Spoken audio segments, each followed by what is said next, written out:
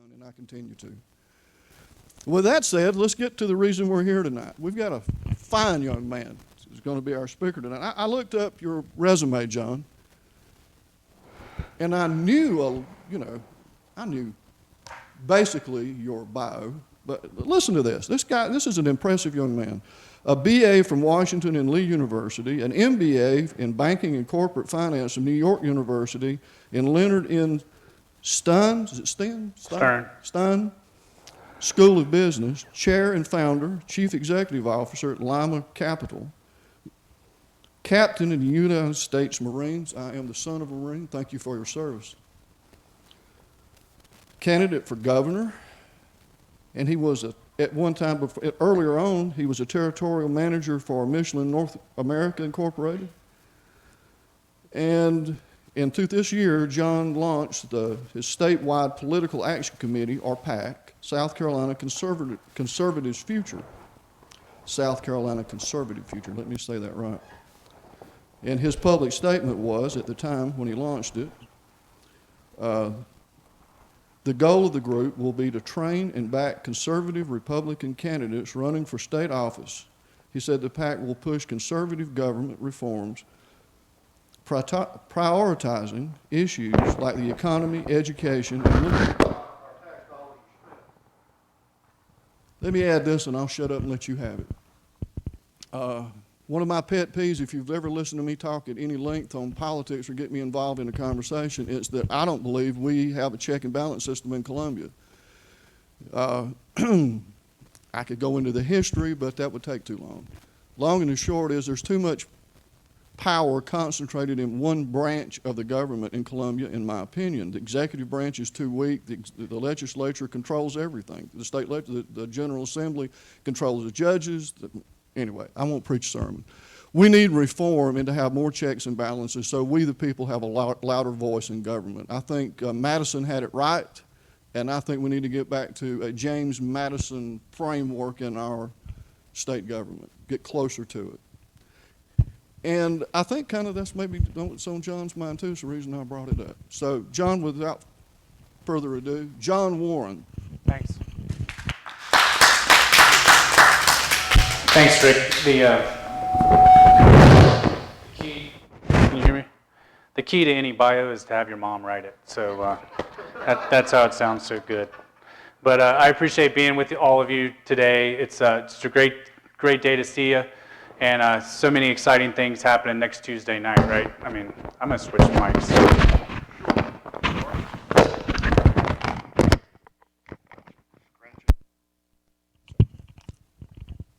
That's better, right?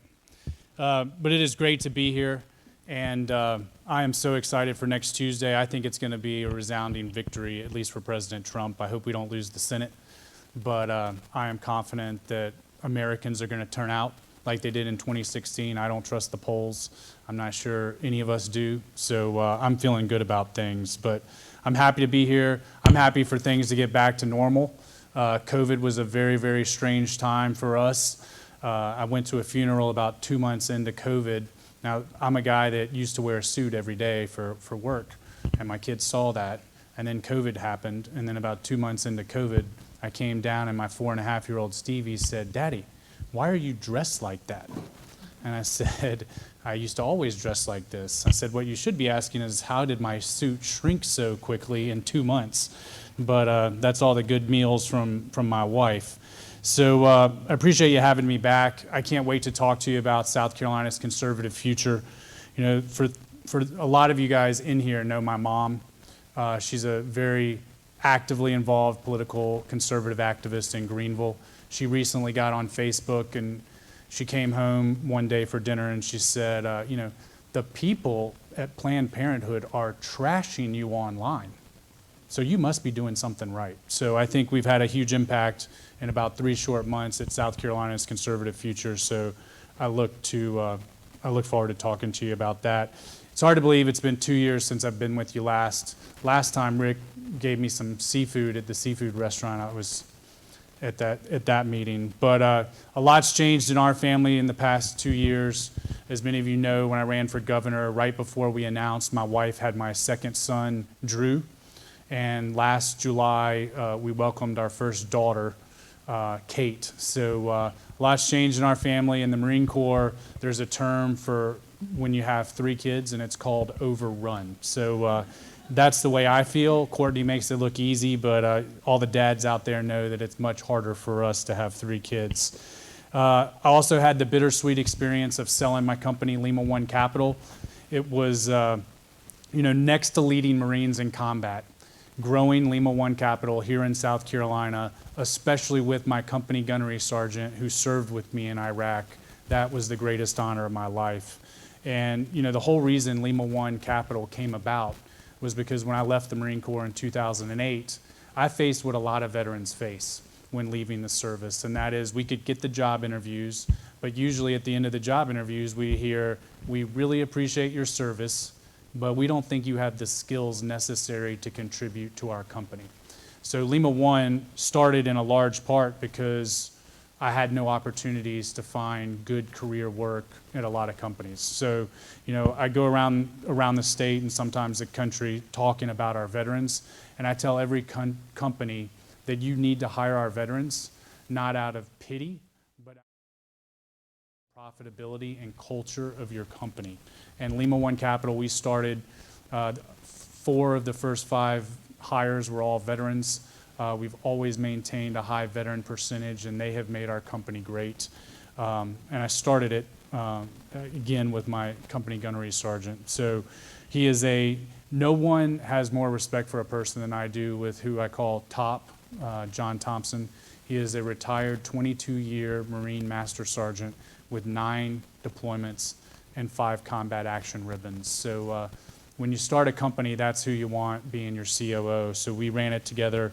It was an amazing run. We created it from nothing. We're a lending company geared towards real estate investors and home builders. And when we left, we were managing multiple billions of dollars.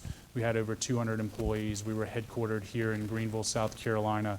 And it all started because no one wanted to hire me because I had no skill sets. So, it was an amazing run. In the end, a lot of people have asked me, why did I sell? And it was a very difficult decision, but ultimately they made an amazing offer. It secured the company's future financially. It kept all of the employees fully employed and the headquarters here in Greenville, so I thought it was a great opportunity. And after that, Courtney and I, my wife, we had a huge new challenge, which was, well, what do we do now? And we kept coming back to 2 main questions. And the first one was, what are we passionate about? And how can we have large-scale impact in that area? And, I have found that having 3 kids has really changed my perspective. I'm sure all the parents out there understand that. But we kept coming back to the fact that we love our state, we love the citizens of our state, and we love the children of our state. And we really care about securing our children's future and giving them the same opportunities that we had. And I think that's what the Republican Party is about. It's not about equality, it's about equal opportunity, and equal opportunity for people to do well. And that's why I'm a Republican, and that's why I believe in individual responsibility. So ultimately what we kept coming back to was South Carolina, and that's why we started South Carolina's Conservative Future. I really believe that South Carolina is a special place. I grew up right on North Main Street. I'm a native of Greenville. My mom grew up in Inman. She met my father when they were freshmen at Furman, and he had gotten a full ride to Furman to play football. So I love our state. I think we have so many opportunities. I think we're an amazing place. And I think the heart of our state are our people. And I think our people are hardworking, they're honest, they're God-fearing, and they're conservative. And the only thing holding back our state is the state government in Columbia. And if you really look at all the legislation, the most impactful legislation over the past 5 years, when we have controlled the governor's mansion, we have controlled the House of Representatives, and we have controlled the Senate. The most significant piece of legislation is a bad one. It is the gas tax. So we have got to start solving our problems, and that's why we really started South Carolina's Conservative Future. Our goal is to enact common sense conservative solutions at the state level. And we're going to play in three main areas. Number one, we are all about protecting freedoms and liberties, as Rick talked about. Number two, we want to foster economic development, create jobs, and especially small business success, because small business is the heart of South Carolina's economy. And number three, we want to provide government accountability for all of our taxpayers. So when I talk about protecting freedoms, we have to start with the pro-life movement. It is appalling that we have a 10-seat majority in the Senate and we cannot even get a heartbeat bill vote. So we have got to get people down there that believe in the pro-life movement and want to fight for it, just as our platform says. The second thing, we have to advance the Second Amendment. And these are all things that Democrats, if they get into power, they're going to take away from us. So we've got to have a strong conservative state government. And number three, we have got to protect private property and stand with our police. The looting, the burning, the rioting that occurred in Columbia and Charleston cannot happen anywhere else in our state ever again, and we've got to stand firm with our police. And I cannot believe that I actually have to say this, but COVID has exposed a lot of flaws. We have to have and fight for the freedom of our children to go to school, right? I mean, in Greenville County right now, we're only 2 days a week, and a lot of kids are falling further and further and further behind. And nothing has exposed the need for school choice more than our COVID response. And it's also exposed that for all of Molly Spearman's talk about prioritizing children, she doesn't mean it. You know, just recently, she went so far as to threaten Berkeley County by taking away the school buses because she didn't like their COVID protocols. You know how many COVID cases they had in Berkeley at the school system right then? 0. So we've got to do better about that. In terms of economic opportunity, that's our second broad category.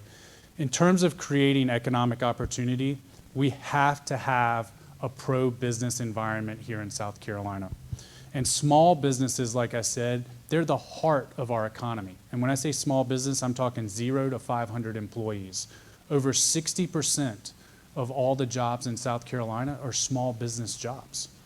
And the vast majority of the businesses headquartered here in South Carolina, like Lima One Capital, we are at a disadvantage for actually being here.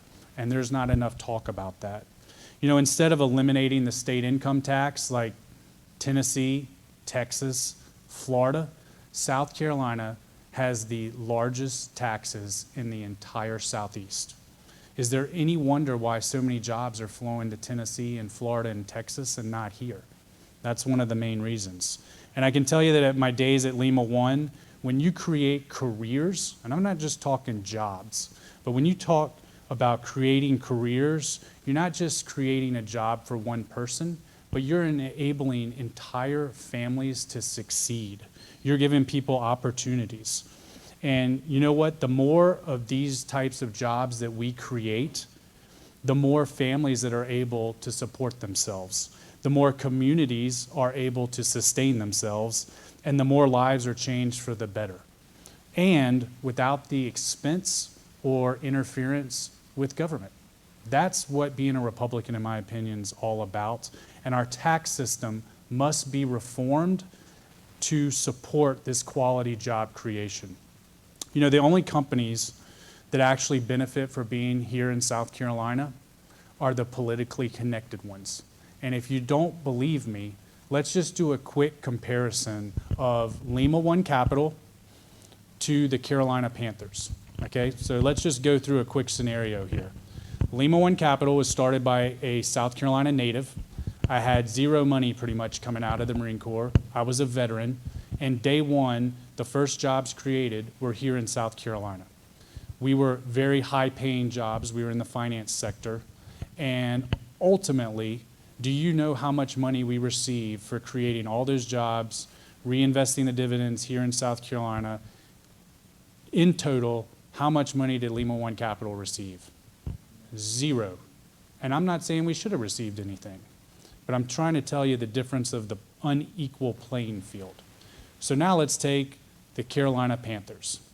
They were in discussions to come to South Carolina, move their headquarters just across the border, and bring 219 jobs to South Carolina. They are owned by a very liberal billionaire. He's never lived in South Carolina. He's not going to live in South Carolina. He fluctuates between Charlotte and New York. And for them moving 219 jobs here, many of whom aren't even going to live here, they received $174 million in tax incentives. Now, do you think there is any coincidence that that owner also happens to be a contributor politically? So that's the way a lot of the system is played in South Carolina, but we've got to create an equal playing field for all of our businesses here in South Carolina. Now, the other thing that has been exposed during COVID is the difference of treatment of small businesses compared to huge businesses like Walmart, Home Depot, Lowe's, and when you compare them, the local businesses oftentimes sell the exact same products as Walmart. But, during COVID, Walmart was deemed essential and it flourished. And many of the local small businesses were shut down. They were deemed unessential and they were ruined financially. So the state government and the national government should not be in the game of determining winners and losers for business. The market, which means the customers and all of us, we should determine who the winners and losers are in business.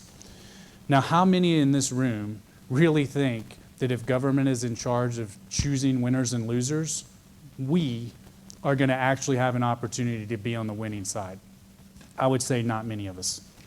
So we have to be a state that has an even playing field for all businesses in South Carolina to flourish. Small businesses, we're not looking for a handout, but we do want an equal playing field. Now, for government accountability, we finally must provide government accountability for all the taxpayers. I could give you 100 and hundreds of examples of wasteful spending, government inefficiency, and basic unethical practices in the State House. But recently, we found out that $44 million was added back to the budget. $44 million. Now, many of these items are not even itemized. So literally, if you look at the budget, that means you can't tell where the money's going. But $2 million of the $44 million was actually itemized. Now, anyone care to guess where that money's going? Is it going to teachers, police, roads? No. It's going for tennis courts in Sumter, South Carolina. $2 million. Now, do you think there's a coincidence that someone high up on the Ways and Means Committee happens to be from Sumter? He's also a Republican. So we as Republicans have to start practicing what we preach. We have to start enacting the Republican platform that we talk about all the time. So the other thing, when we talk about corruption, how many of you know that we recently settled as a state with Santee Cooper? So just to rehash Santee Cooper real quick, that was the nuclear power project that we had. The state owned half of it. The state lost $9 billion when the power plant didn't come online. Now, many of the customers that were going to use that nuclear power paid in advance for the creation of the power plant, for the nuclear power plant. So we settled as a state, even though we lost $9 billion, we settled for $520 million. Now, of the $520 million, $250 on average went to the actual customers that lost thousands of dollars. They got $250. But $77 million was given to attorneys for settlement attorney fees. Now, to make it even more, if I want to get you fired up even more, $10.2 million alone went to Vincent Shaheen's law firm. So let's connect all the dots. The Senate passed a bill to where they allowed the nuclear project to go. Then they were supposed to oversee it. It was a huge failure. All of us in this room as taxpayers, we lost $9 billion, and certain legislators profited $10.2 million. And that's, in my opinion, is criminal. So we have got to change that. And that's why we need conservative voices in the State House to stop the insanity. Now, in order to make these reforms in the three main areas that I talked about and to advance our state, we have to have great and better leadership in Columbia. We have some amazing leaders down there who are strong conservatives who are fighting for all of us, but we need more. We need stronger and more conservatives down in Columbia. Now, being a combat Marine taught me a lot about leadership, and I will tell you that I learned that the best leaders on the battlefield have three characteristics. They possess strong core values, they are technically and tactically proficient, and they are courageous. And those are the traits that we've got to have to send people down to Columbia on our behalf. Those are the traits we need in politics in South Carolina. And we need leaders who are conservative, capable, and courageous. Those are the three traits that we need the most. And that's why South Carolina's conservative future exists. So this election cycle, we're only about 3 months old, but this election cycle, we have supported and endorsed 15 State House and State Senate members. And what that endorsement means is we have fundraised and we are sending mail on behalf of them. We are doing digital ads on behalf of them. We're doing door knocking. We've knocked over 2,000 doors for Josh Kimbrell in Spartanburg and able to help him beat Glenn Reese, who has been down in Columbia as a liberal Democrat for 43 years. And we think we're going to win that seat. And we think we're going to flip several other seats that are up for fighting and turn those into conservative districts as opposed to liberal Democrats. And after November, we're going to be preparing for the next election cycle. And we're going to recruit, vet, and train quality candidates from the beginning so that we have a litany, a very strong bench of strong, capable, conservative Republicans who are going to be running for office. You know, we are the most liberal GOP-controlled legislature in the entire country, and South Carolina's conservative future is going to stop that. And I will say we are going to definitely play in primary races in the future because that's oftentimes where the real battle is, and we will be at the forefront of that battle. Now, how many of you guys are on Facebook? Anyone? Everyone's on Facebook now. So I would ask you, how many would be willing to share our message with your network on Facebook? How many would be willing to call some friends, call 5 people and tell them about what we're doing to elect conservative Republicans? Because like Rick said, the more people that get out there and spread this word, this is going to be a movement. This is how we can affect real change in South Carolina, have a positive impact on South Carolina, and make sure South Carolina advances and is run well like all of us, if we were in charge, we'd be running it. So please get out, tell people about us, share our messages. We're on Facebook. We have our own website, scconservativefuture.com, but help us spread that message. Now, I know we have some skeptics out in the audience, I'm sure. And I'm sure you've heard all of this before, and you may say, this sounds great, but it is impossible. But I will tell you 3 scenarios where I've always been told that it was impossible, and we actually achieved it. Number 1, in Ramadi, when we got to Ramadi, Iraq, it was the height of the insurgency in 2006, and we were told these crazy counterinsurgency tactics are not going to work. There is no way Ramadi is going to be peaceful. And within 1 year, Ramadi was totally peaceful and Marines were walking around without flak jackets. So that was possible. At Lima 1, I heard everybody tell me there is no way you're going to be able to raise the money to start Lima 1 Capital, a finance company. They also said, if you start it, there's no way you can grow it successfully here in South Carolina. It needs to be in New York or Charlotte or Atlanta. And we grew it, and in 9 years, we sold that company for 9 figures. 9 figures. And finally, my closest friends all told me that it was impossible to convince Courtney Primus to marry me, And we have 3 kids now. So that was the greatest impossible ending that we possibly could have. But I tell you these things because it is possible to achieve this if we work together and we have a plan and we're well funded and we have a strong organization to enact the Republican platform and make sure this happens. And I will tell you finally that South Carolina's conservative future is going to lead the way. And with your help, we can make this a movement, and then we can make South Carolina's conservative future a reality for all of us and for future generations of our state. So I appreciate you letting me come here and tell you I'm passionate about South Carolina's conservative future, and I think it has tremendous opportunity for our state. So thank you very much.